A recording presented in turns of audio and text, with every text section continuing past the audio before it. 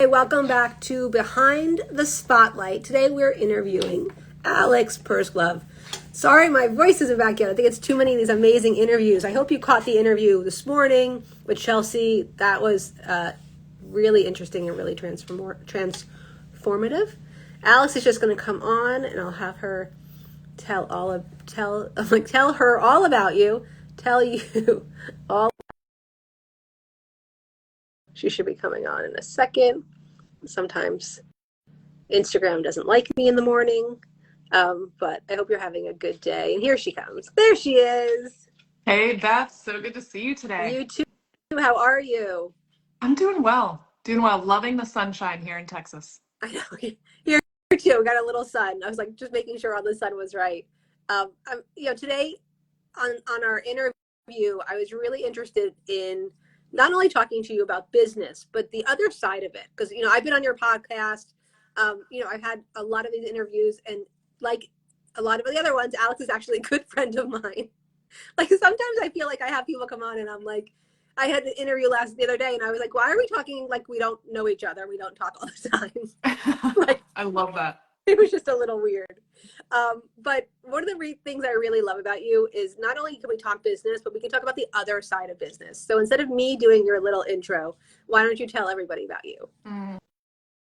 Happy to, Beth. I appreciate you having me here to share about what really fires me up, which is exploring how to live a fully expressed life and how it's different from a successful life. So to share more about me and why that matters to me is that I spent many years of my life struggling with people pleasing, imposter syndrome, heavy self-criticism. I was always hard on myself, and not in a really mean way. Like, I didn't talk to myself really meanly, but I was always setting a standard that what I was doing just wasn't enough yet, wasn't good enough yet, but I could have done better, could have been more. And struggling with that for years was really detrimental to not only my own self-worth and enjoyment in my life, but also in my ability to make a greater impact, to put myself out there, to grow my business, and to really have the reach that I wanted. So when I connected those dots and realized that that is what was really blocking me from creating more success, more fulfillment, more joy, more abundance in my life and business, I became so passionate about spreading the word to other women and helping other women become fully expressed, because I found that it really is the link to feeling really good, not only on the destination, but also on the journey. And I appreciate you saying that, because it's more like I'm starting my launch my next offer, my next group program offer. And I was like, this is supposed to be fun, right? This is supposed to be light. I had this like heaviness on my heart. It's because it's a lot of showing up. It's a lot of coming out, and you know me, like I love to show up and I love to do these kind of things, but it's showing up in a different way. And you always talk about being fully expressed. Like, what does that actually mean? Like, I'd love us to get like really granular. What does it mean to be fully expressed in life and in business? So what a perfect segue, Beth, that you shared about the heaviness of showing up, right? And doing all the things. And I get it. And we do, especially, I'm a mom of a 2-year-old. I'm a wife, I'm a business owner. I also have my own personal life.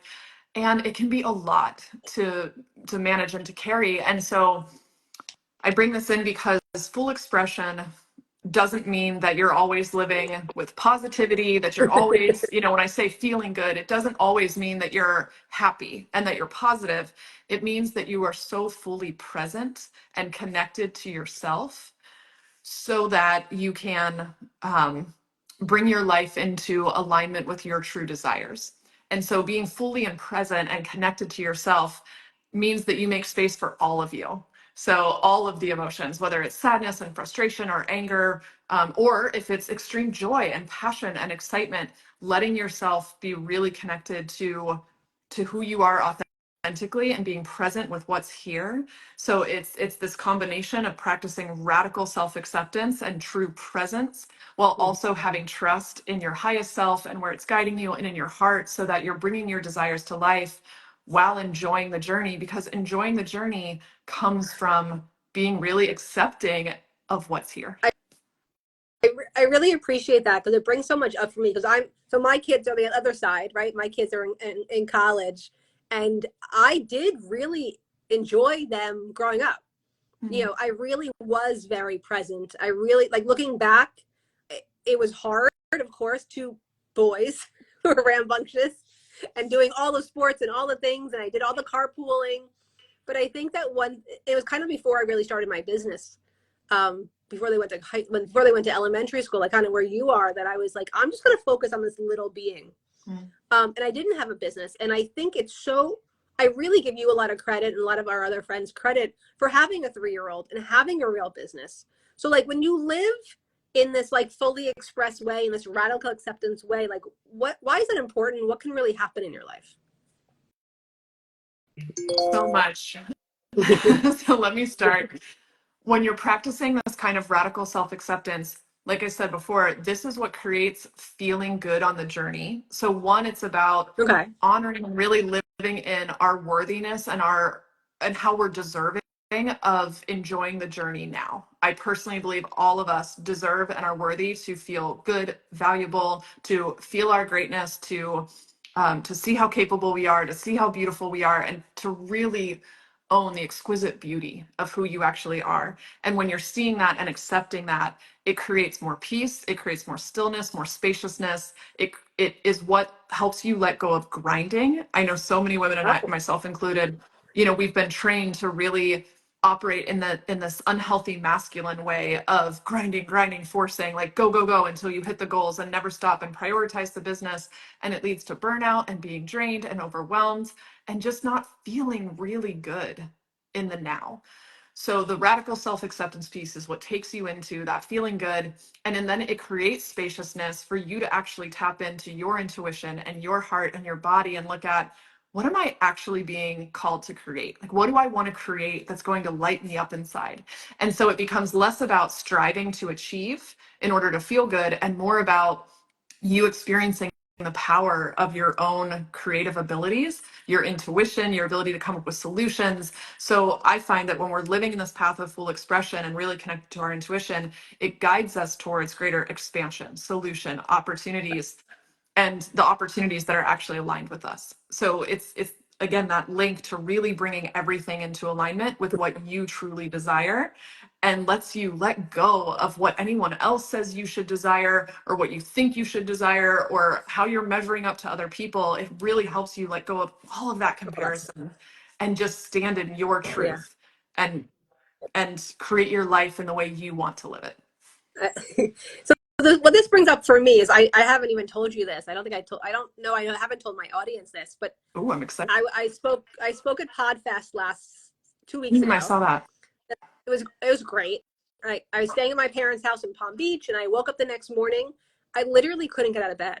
Like I had not really slept the week before because I was preparing and I was with my parents. That like it was hot in the room, and then the week before that, when I was home, I didn't really sleep because I was trying to get everything ready for being away so that I could spend time with my parents.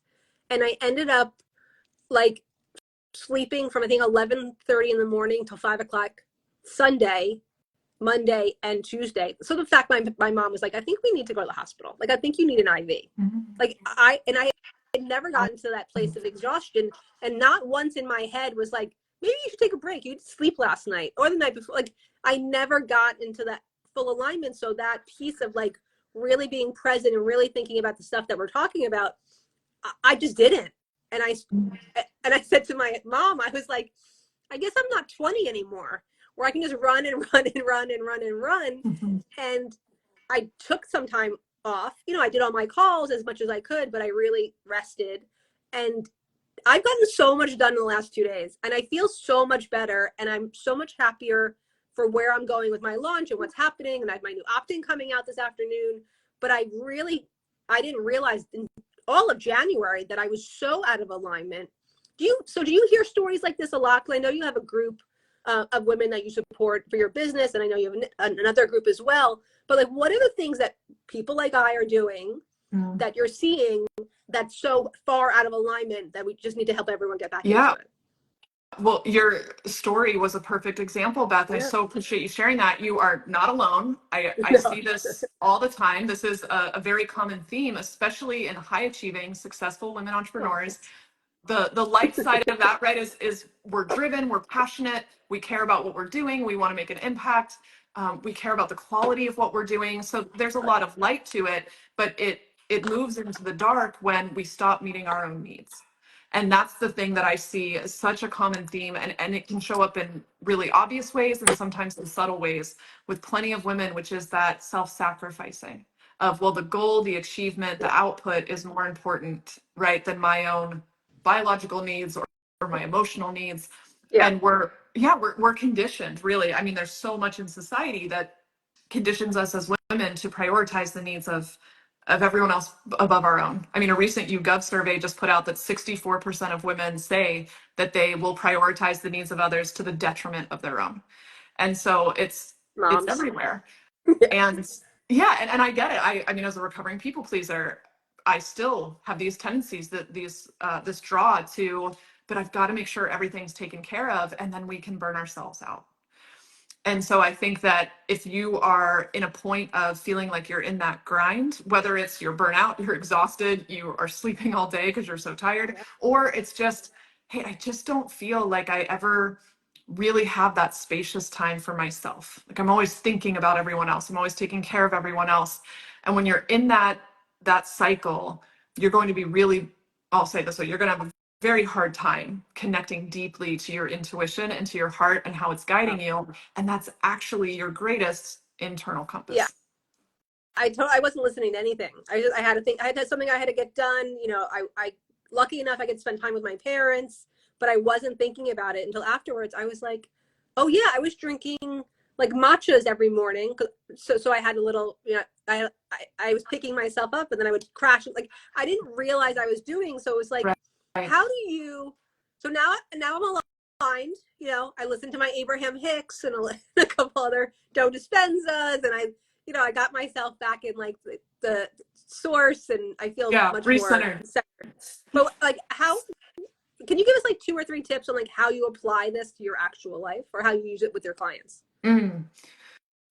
Absolutely. So, first, I'll invite everyone to stop and take an inventory. It's like awareness always has to be the first step. So, you said you didn't even realize you were doing it, right? So, I love to encourage clients. This is an activity I do with a lot of my clients, which early on when we're working together is actually having a daily tracker where you're exploring how often you're feeling good during the day and how are you really feeling, or when you make decisions, what's coming up for you, like what are the decisions that you're making, which ones do you feel good about versus which ones do you have fear, doubt, worry, second guessing, all the things that could come up, or shoulding happening. So really raising awareness is absolutely the first place to start, and just doing that daily check-in. How often am I actually feeling good during the day? And again, I stress that feeling good doesn't always mean that I have to feel happy and positive, but how often am I feeling, yeah, it's more like feeling peace. Right. Yeah, like how often am I feeling just like, oh, okay, I'm good. like I'm aligned, I'm centered, right? I'm grounded, I'm connected to myself. So taking that inventory and asking yourself those questions, and I want to add one other, because there's multiple different places of you can take inventory here, but also exploring how are you responding to yourself? How do you talk to yourself throughout the day? When you make a mistake or when you get disappointing news, are you having your own back? Are you encouraging yourself? Or are you, oh gosh, you should have known better? How could you be so stupid? That's something I used to say. That was one of the harshest things I used to say to myself, like, man, that was really stupid of you, huh? Or geez, Alex, what's wrong with you that you didn't catch that? And that's a really unkind way to talk to ourselves, right? It's It hurts. reaffirming, Yeah. yeah, really hurtful messages. So exploring that, how often are you feeling good, and how are you talking to yourself, are places to start. And then as you're raising that awareness, what always needs to come next after awareness is acceptance plus expressing or feeling. So often when we're battling with ourselves, it's because we're fighting actually feeling the emotions that we're experiencing in that moment. And it's like maybe there's discomfort around feeling sadness or anger, or maybe there's discomfort around feeling joy. There's discomfort around just really being in the present moment. It's why so many of us are so conditioned to have numbing behaviors like grabbing our phone and checking it, not being able to, just sit still, right, and meditate. It's like we need to have music going, or we do the Netflix binge, or again, the checking the phone. It's like keeping ourselves constantly consuming or busy, or we get into our own head and we're battling with ourselves and analyzing and going back and forth. Should I do this? Should I do this? Should I do this? And all that mental analyzing, it's keeping you up here and it's keeping you from feeling what you're actually feeling down here. Okay. So letting yourself just sit in acceptance and allowing what you're feeling, allowing whatever's coming up, having space for it, and letting all of you be welcome. That's the second step. And then that leads you into expression and aligned action, which is, okay, now that I've just let myself feel whatever I feel, what is my heart actually calling me to do? Like, what do I really feel lit up to do next? Or what's the next step here, the next path that's actually aligned with what fires me up? If I knew I couldn't get it wrong and I knew that it didn't matter what anyone else thinks of it. Right. I appreciate that. But like what comes up for me is like it's figuring out how to install that into my life, but also how to consistently do that. And like, don't you, I know you have your mastermind, but you also have like a networking group, right? I know I need to be a part of it So because I think if I had yeah, other women talking about this all the time, that I can continue doing that over and over and over again. yeah, I'm so glad you asked about it. So actually, the networking and mastermind group are the Oh, same okay. group. So it's a combination of we call it a networking mastermind group.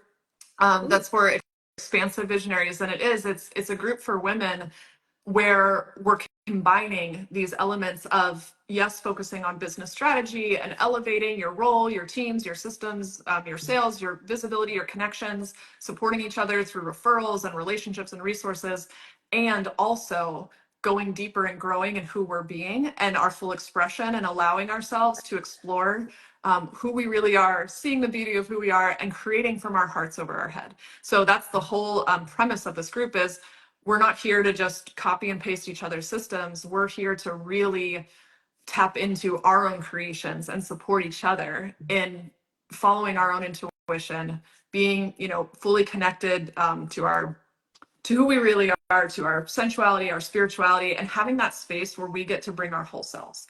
That's what it's all about. Full expression is about letting all of you be welcome, letting the truth of you be seen and heard. So we've created this judgment-free space where you get to let all of you be seen, heard, and welcome. And then we're supporting each other in how we're creating and elevating in our lives and businesses. well, I think that's why we connected, because I was like, oh, because I come to life with no judgment, with acceptance. That's just kind of how I was brought up, and I know that you do too. So I'm so happy to hear that it's like both. So I know there's people that will be watching this that are like, well, how do I keep that up? Like I said, or how do I really understand how to do that? Also, Alex will be tagged in the captions, of course. So go find out about her, go see what she's doing. But I had actually a personal question. So Yeah. I do sometimes, especially when I'm really stressed, do that, check your phone, watch stupid TV on Netflix, and I if I try to quiet myself, right? Then I'm like, oh, I have to do this, I have to do this, I have to do this, I have to do this. Like, what would your advice be? Because I'm sure the other people watching have the same thing going on. Oh, sure. And I do too. So Yeah. I will tell you this one practice has been changing my life, which is when you're having those stressful feelings, right? Or the negative feelings come up and then, yeah, you try to quiet and you go into all the things you have to do. What brings me back into acceptance is noticing, okay, what am I actually feeling? Like I'm feeling stressed or this thought's coming up. And I just say to myself, Alex, you are allowed to feel this in your body. You're Ooh, allowed to feel anxious. You're allowed to worry okay. what people will think of you in your body. You're allowed to not be able to meditate right now in your body. And so when you say that, you allow that and actually express it, you're honoring, yeah, whatever Yeah. part of you is activated, if it's your inner child, if it's your inner critic, whatever aspect of you is really activated in this situation, you're letting them be seen and heard. And think about you take a 2-year-old child, right, that's having a tantrum and they're screaming and crying. What tends to really support little children is getting down, like on their level, looking them in the eye, holding them, comforting them, saying, I see you, I hear you, right? If you tell them like, stop crying or just go do this, or like, That they doesn't don't work. respond well, right? At least Right. my daughter doesn't. Yeah, Yeah, they don't respond well. doesn't work. But what the child wants when it's having the tantrum, it wants to be seen and heard. It wants to be seen and heard and comforted. And so when you allow that and don't make any part of you wrong, because I think this is the dark side of personal growth, Beth, those of us that study mindset and, and success strategies, it's like, oh, I should know better. I should know I shouldn't be stressed about what people think of my interview or what people think of this. I know better, right? I don't practice people pleasing anymore, or I know I should meditate. That's what I should do to recenter myself. And you're in shoulding, you're in judgment. You know, you're actually using growth against yourself. So it's all about that acceptance piece. Oh, I'm allowed to feel whatever I feel in my body. And when I do that is when I release it. Oh, thank you so much for that tip. Because I know a lot of people feel the same way that I feel. You know, honestly, what I do is I don't even think about it. I just move on, which is probably my coping mechanism as well. Like, I don't give myself the space to, like, what are people going to think about it? Are they going to like it? Are they not? And you know, do I look funny? Do I, you know, with my hair? I always play with my hair on these because I'm always looking at my hair. I had to stop doing that. But I think it's a real reminder to, like, it's okay to, like, take a moment and think about it. And maybe those thoughts won't come up, maybe they will come up, but I do definitely feel like I just continue moving on to avoid, not, maybe it is to avoid that, or maybe I've just kind of worked through that stuff because I've done media for my whole life and I've been in front of cameras my whole life. But you definitely gave me a lot to think about, Alex, today. Yeah, yeah. Well, if I can just Yeah, add this too, that I think what it really comes down to is the feeling, right? Like you said, maybe I just don't think about it because I've done all this training. Yeah, if it's not activating you, if it's not bothering you, and you're able to move on and stay connected to yourself, great. Then it's not an issue. It's when those activating feelings come up, yeah, right? And then you're not sure like what to do with them. Or a mentor taught me this once a long time ago, and I believe it now so fully, is that um, actions that you take in fear produce more fear. So when you're trying to move on and just like take action in your business from a place of fear or trying to get out of something or just ignoring something, it's going to keep festering. So it's all about how you're being connected to how are you really feeling right now. yeah. Wait, say that again. If you take It, action in fear, it produces more fear. I felt that in my whole body. Like when you said that, Ooh, that's I'm glad really that powerful. landed. I'm like, go put it on your Instagram, make a quote, because that is really moving. I really appreciate that because when I do things not out of fear, it's when I move faster. Yeah. You know, And you probably move much more aligned with your actual vision, right? yeah, I've been working on that TV project and I'm making some strides. Oh, Like, awesome. and I actually emailed somebody today. I DM'd them on Instagram, and I was like, "Hey, I've been thinking about you." You know, she had posted something that connected to it, and I got an email while we were talking. I'm sorry, I looked down, but I saw her name come up, and she was like, "Yeah, can we talk tomorrow?" Yes, like, so That's that awesome. wasn't out of fear. That was like, I feel this project's going to happen, and because of that, I'm making the things happen that need to start making it happen so it can happen. Mm, So, yes. so we'll see. Yeah.